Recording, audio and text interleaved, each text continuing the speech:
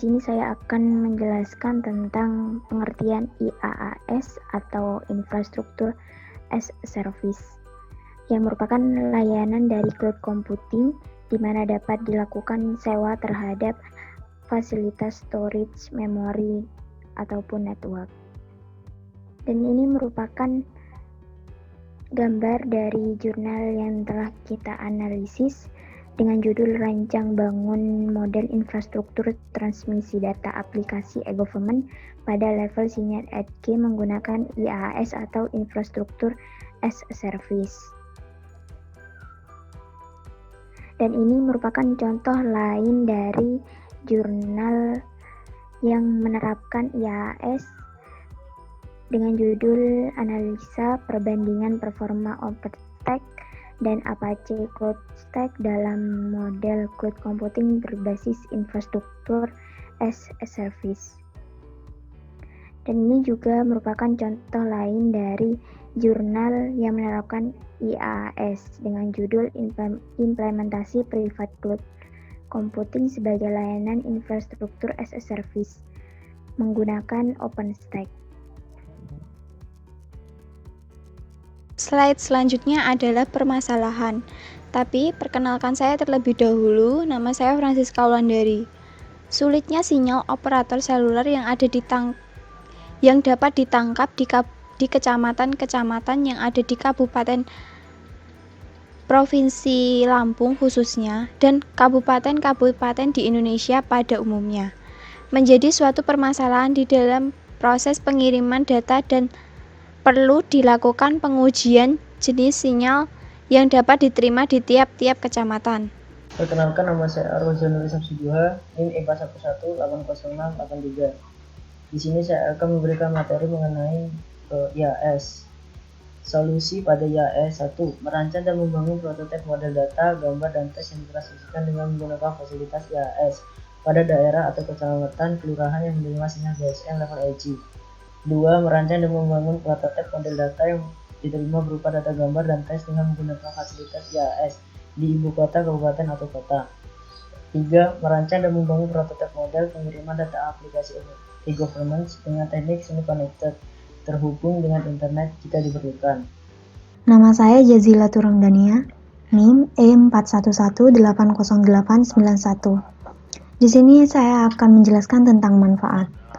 Yang pertama, untuk mengumpulkan dan mengirimkan data hidrologi tepat waktu menggunakan GPRS atau General Packet Radio Service melalui jaringan telepon seluler dari stasiun hidrologi jarak jauh ke pusat data dari Lower Mekong River Basin atau LMRB. Yang kedua, mendukung proses pengiriman data dari kecamatan ke kabupaten atau kota madya. Saya Gabriela Caroline Turambi meneruskan pembahasan tentang metode penelitian. Metode yang digunakan pada penelitian rancang bangun model infrastruktur transmisi data aplikasi e-government pada level sinyal EDG menggunakan IaaS atau Infrastructure as a Service, yaitu dengan System Development Life Cycle atau SDLC. Metode penelitian ini dilakukan dengan 5 tahap, antara lain yang pertama yaitu tahap perencanaan, mengidentifikasi masalah, menentukan tujuan sistem dan merancang serta membangun prototipe model data gambar dan teks yang ditransmisikan dengan menggunakan fasilitas IaaS pada daerah atau kecamatan atau kelurahan yang menerima sinyal GSM level Edge. Membangun prototipe model data yang diterima berupa data gambar dan teks dengan menggunakan fasilitas IaaS di ibu kota, kabupaten, atau kota.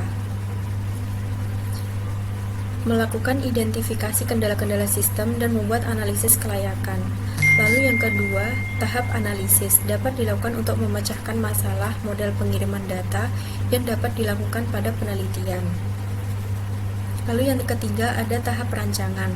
Model use case yang ingin didukung oleh aplikasi dengan penjelasan sebagai berikut, di antaranya kecamatan mengirim data berupa teks dan nama image ke 1 hingga ke N. Kecamatan mengirim file image ke 1, ke 2 hingga ke N.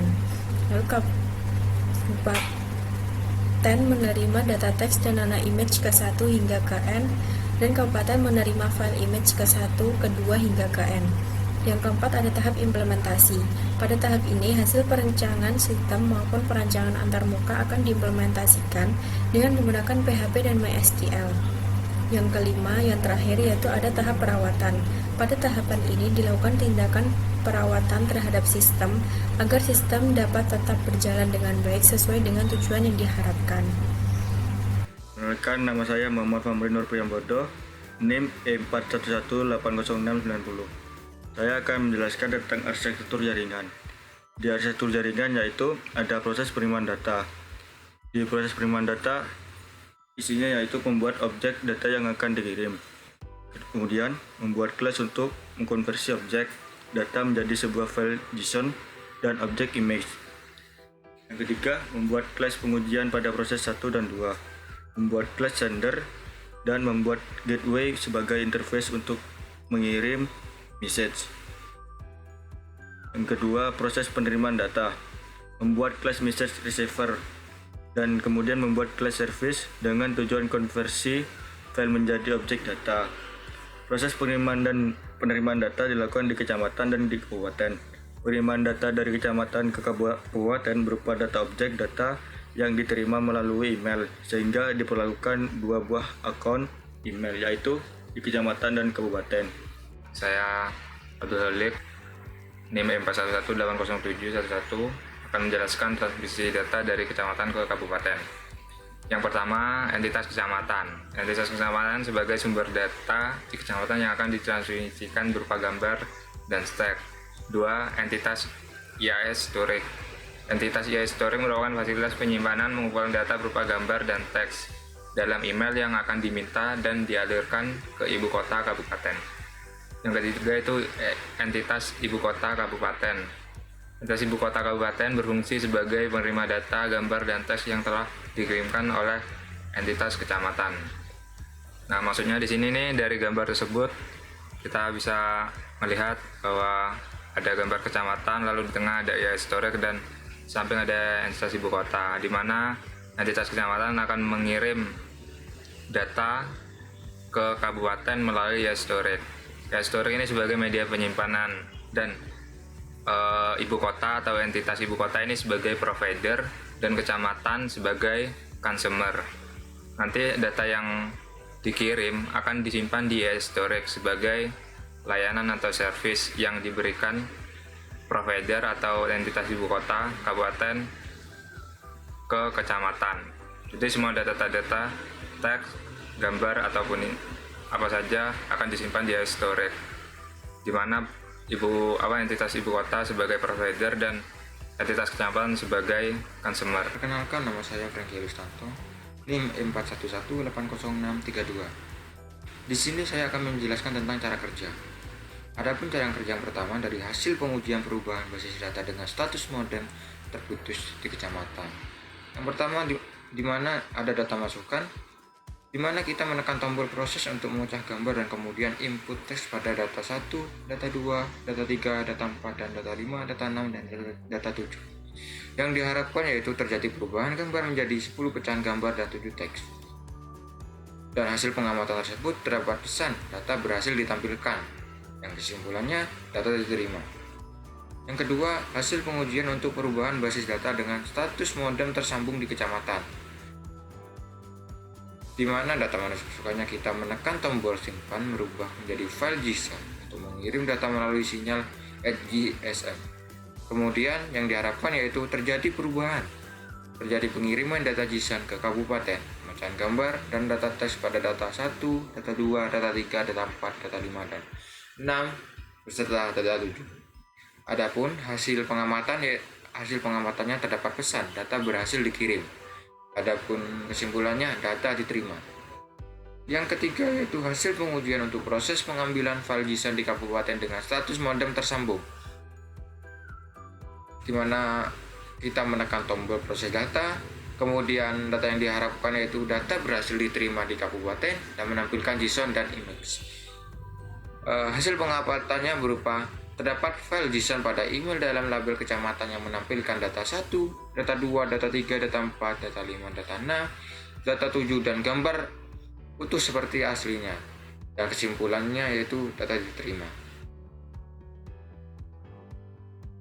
Ini adalah penjelasannya dari cara kerja tersebut, di mana data yang pertama hasil pengujian untuk proses basis data dengan status modem terputus di kecamatan, di mana data diterima berhasil apabila terdapat perubahan gambar menjadi 10 pecahan gambar dan 7 teks, dan data akan berhasil ditampilkan. Ditolak tidak berhasil apabila gagal atau tidak terjadi perubahan pada sistem dan tidak dapat menampilkan pecahan gambar. Kemudian yang kedua, hasil pengujian untuk perubahan basis data dengan status modem tersambung di kecamatan.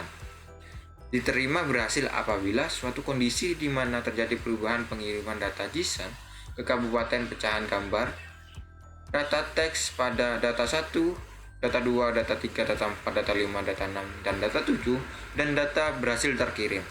Ditolak tidak berhasil apabila gagal atau tidak terjadi perubahan pengiriman data JSON ke kabupaten pecahan gambar, data teks, dan gagal mengirimkan data ke kabupaten. Adapun yang ketiga, hasil pengujian untuk proses pengambilan file JSON di kabupaten dengan status modem tersambung. Diterima berhasil apabila data berhasil diterima di kabupaten dan menampilkan JSON dan IMEC, serta terdapat email dalam label kecamatan dan menampilkan data teks pada data-data yang ditampilkan dengan utuh. Ditolak tidak berhasil apabila gagal diterima di kabupaten dan tidak menampilkan JSON dan IMEC, serta tidak terdapat email dalam label kecamatan dan menampilkan data teks pada data-data yang ditampilkan. Pasti teman-teman semua bertanya-tanya, diterapkan di mana, perusahaan atau perguruan tinggi mana? Dalam jurnal tersebut sudah dijelaskan bahwa di kecamatan-kecamatan yang ada di kabupaten-kabupaten yang ada di Provinsi Lampung khususnya dan kabupaten-kabupaten di Indonesia. Sekian dari presentasi kelompok kami. Mohon maaf jika ada perkataan yang kurang berkenan pada teman-teman. Sekian dari saya. Wassalamualaikum warahmatullahi wabarakatuh.